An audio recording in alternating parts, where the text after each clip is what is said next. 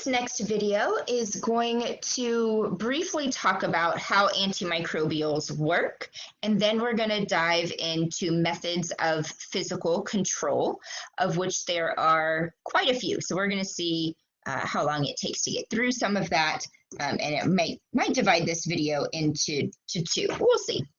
So how do antimicrobials work? Well, they are going to target key cellular structures that the organism must have intact in order to survive. So that includes like the cell wall and the plasma membrane.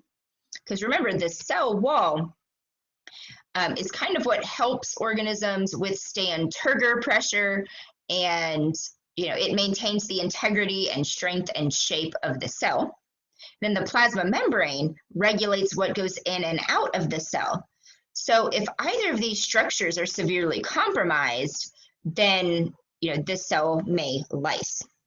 Some important processes that a lot of antimicrobials target are DNA replication, right? Because without DNA, things like binary fission cannot occur. And also DNA are the instructions needed to make RNA and protein. So by preventing the cell from making more DNA, is a huge game changer. And then transcription and translation are also essential processes because without transcription, RNA isn't made. And that's what's needed, right, to create proteins. And with translation, there are different approaches that antimicrobials can take. As you can see here, in order for a protein to be functional and useful, it has to have that specific 3D shape.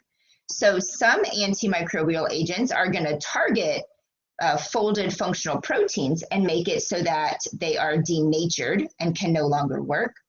Sometimes antimicrobial agents will make it so that the shape is changed overall, so the substrate no longer fits. And other times the agent may actually compete for that active site, so the substrate cannot bind. So key reactions are specifically targeted. Okay, so there's a ton of different ways that antimicrobial agents can work.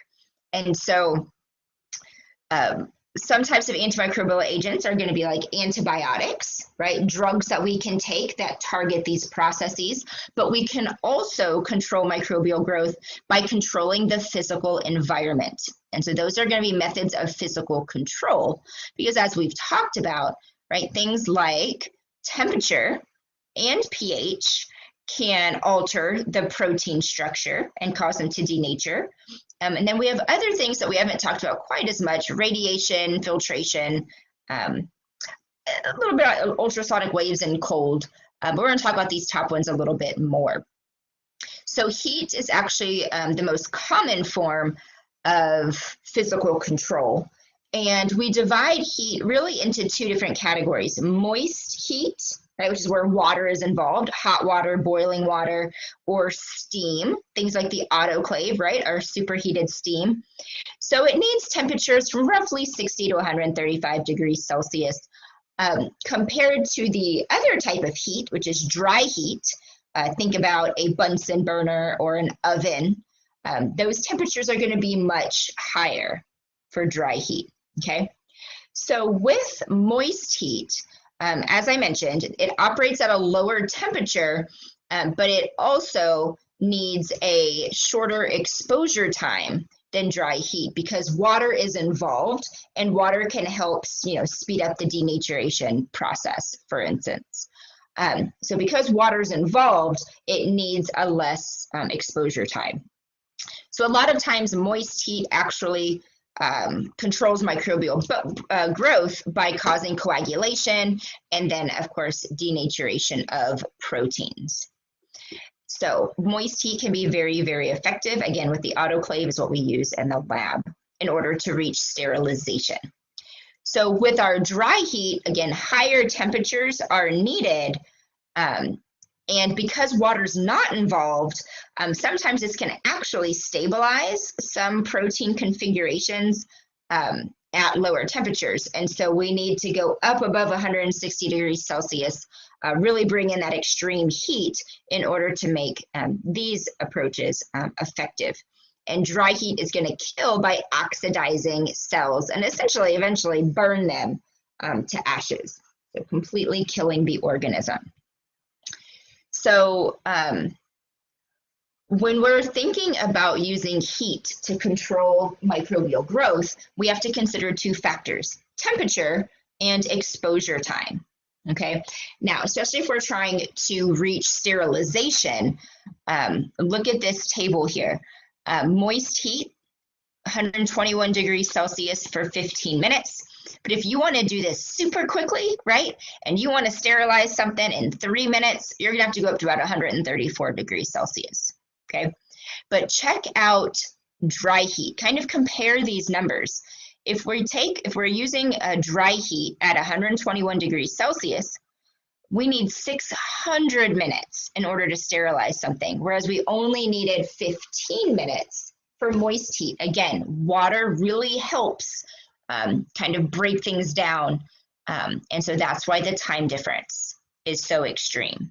Okay, but then notice with dry heat, the hotter it gets, the less exposure time is needed. Okay, so you don't need to memorize all of these numbers, but do look at the general trend. Okay, now again, when we're talking about using heat to control microbial growth, there are two things to consider: the thermal death time, and that's just the shortest amount of time required to kill all the microbes at a specific temperature. So when using moist heat, the thermal death time at 121 degrees Celsius is going to be 15 minutes. The thermal death time at 125 degrees Celsius is going to be 10 minutes. So with thermal death time, you're specifying the temperature, and you want to know how long does it take to kill the organism. What is that shortest length of time that would be needed to kill all the microbes? Okay, but with the thermal death point, you're limiting the time. You want to know what's that lowest temperature that can kill all microbes in 10 minutes specifically. Okay, so trying to figure this out would look a little bit different, right? You would have it to set a 10-minute timer, and maybe you would expose one group of microbes to, I don't know, 121 degrees Celsius, and then you would set another one for 125 degrees Celsius, and then another batch of organisms would be at 134 degrees Celsius. And you want to know what is the shortest length of time. I'm sorry, what is the lowest temperature that would kill everything after those 10 minutes are up? All right, so let's take a little bit closer look at moist heat. So two most common methods are boiling water, but notice this is good for disinfecting. Boiling water gets to about 100 degrees Celsius, which is not enough to reach sterilization levels. Okay, so boiling water is a form of disinfection. Okay. And so people use that, like sometimes I've heard people doing it, like if they think they have strep throat, then they'll boil their toothbrush. Or if they thought they've had lice, they'll boil, their hairbrush. Okay. Sometimes water companies will be like, hey, you want to boil your water because for whatever reason, their cleaning process broke down. And so you want to boil your water for a few minutes to try and get rid of a lot of bacteria. I will normally always boil mine for about 10 minutes just to be safe. Because as you'll learn later, 2 to 3 minutes doesn't always do the trick. Pasteurization is another type of moist heat. Again, it's disinfection. But this is used more for actual beverages because beverages are a little trickier to disinfect because you don't want to spoil the taste, right, of the drinks, but you want to reduce the number of microbes present so that people don't get sick when they drink them. And so there are different types of pasteurization that exist, but essentially what's going to happen is heat is going to be applied for a very limited amount of time. So again, it's going to kill the microbes, but it's not going to alter the flavor.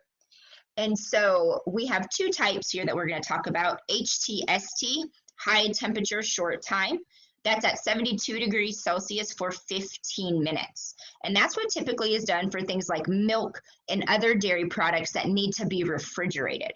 Okay, it brings the number of microbes present to a low enough amount that keeping it refrigerated will continue to control and limit microbial growth. But again, if you leave your milk in there too long past the expiration date, right, it's going to go sour and it's going to start to clump because things are still in the milk, still growing. But you've probably seen some things that can sit at room temperature, right? There's coffee creamers that are on the shelf that are liquid form. And so those types of things go through ultra high temperature, which means they're at a much higher temperature, 138 degrees Celsius, but for a much smaller amount of time, only about 2 seconds. Okay, so once they're blasted with heat for 2 seconds, they're immediately sealed in an airtight container. And so they can go about 3 months without needing refrigeration.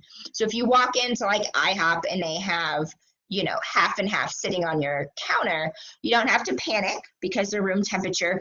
Odds are it went through ultra high temperature pasteurization. And then with another type of moist heat is going to be the autoclave. And so again, this uses temperature and pressure to create superheated steam. And these are used in lab settings, clinical settings, medical settings, and industrial settings to really sterilize media, which can be liquid, like you see in this picture here, and like surgical equipment. And so some of them are really small, like you see here, kind of the size of like a microwave. Others, as you see in the top right, can be huge, bigger than a person. And so very specific conditions must be met for an autoclave to work. Okay, 121 degrees Celsius, 15 psi for about 15 minutes. And we have to make sure that the autoclave works. So each time you put something in the autoclave, you include something like autoclave tape. And it's just tape that you can stick on a tray maybe that you put in there, or tubes of media. And if you look at the tubes of media on the left, see how the tape is completely white? That's what it looks like normally. But if autoclave conditions have been met, then these black stripes will appear. So at the end of an autoclave cycle, once you open it, you'll take out your media or your equipment, and if you see that the autoclave tape has those black stripes, then you know that it worked properly and things are sterile. If you open the autoclave and the tape is still white, then the autoclave did not reach sterilization conditions, and you either need to do it again or call in a repairman. All right, a couple more slides on heat, and then we'll wrap up this video. So with dry heat, okay, we use Bunsen burners, which is a form of incineration. This is used in the lab. And this one can reach up to 1800 degrees Celsius at the hottest point. Okay, and so this is definitely going to reduce microbes and other things to ashes and gas. So this is very commonly used in the lab. It's what we use at Cypress Creek. And it's very fast and effective. However, it has its limitations, okay? Only heat-resistant metals and glass can actually be used, right? Or else the equipment that you're putting into the flame would break down, right? And that wouldn't be any good. There are little things called incinerators that have started to be used to replace Bunsen burners in the labs, just because for obvious safety reasons of working with fire. But it is still common. It's a cheap and efficient way to kill things. And then we have hot air ovens, okay, which this is another form of dry heat. And it has a lot of coils in there that are going to radiate that heat. So when the door is closed, right, that heat accumulates and it's able to reach sterilization temperatures, just like with the Bunsen burner here, or the incinerator as well. All right, one last slide for temperature. and that is actually using cooler temperatures to control microbial growth. And we talked about this a little bit when we talked about types of organisms and temperatures and things that they live at. So again, always look over here on the degrees Celsius side because that's what we talk about with science. So most microbes are going to grow in here around 10 degrees Celsius, okay? Well, many are surviving, I should say, but some can still grow, all right? But when you get up here to about 15 to 50 degrees Celsius, which includes our body temperature of 37 degrees, rapid growth of bacteria. And depending on the bacterial species that's growing, some of them produce toxins, and that's how they're going to make us sick. But more on that later. Okay, so notice the most rapid growth is from around 15 degrees to 50 degrees Celsius. When you get below that, like that 10-degree region, that's when some can survive, some may grow, but some of them are just kind of chilling, waiting it out. Same thing for above 50. 50 to 60 degrees, very slow growth. Once you get above that, again, those are those hotter temperatures that we were just talking about of using heat to control microbes. So what about the cold? So refrigerators are at roughly 4 degrees Celsius. So they're in this little 0 to 4 degree range. So some bacteria can still grow, but very, very slowly. A lot of organisms that cause spoilage are still growing, again, although slowly, which is why your food does eventually go bad in the refrigerator. But not many pathogens can continue to grow at refrigeration temperatures. So it's really, really important that you put any leftover food into the refrigerator, especially if it's going to be out overnight. And then once you get into freezing temperatures, no significant growth. Okay, they're literally, I just think of them as like in hibernation mode.